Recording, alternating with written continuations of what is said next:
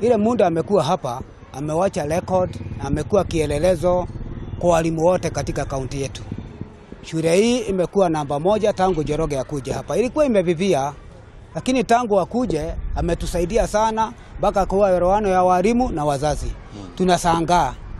Baada ya mwalimu kufanyia sisi hiyo kazi yote mzuri, anaenda bila wazazi. Sisi tunashangaa mwalimu wetu ameenda wapi.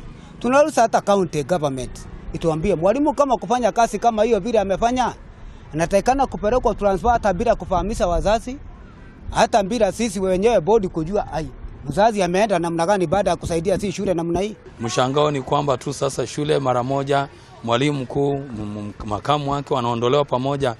Sasa inabaki kwamba upya ofisi, na ni jambo ambalo halingepaswa kuwa na ratiba nzuri.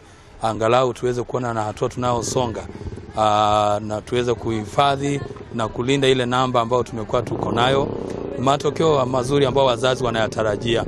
Na kwa hivyo tunao shauku kama wazazi kwamba kuwe na jambo la kuangaliwa tena, ili tujue vizuri mambo yanavyosonga na tuweze kuwa na faida ya kila hatua mtu anafanya kikazi, na pia kama mzazi aone bidii yake na watoto pia wafurahie.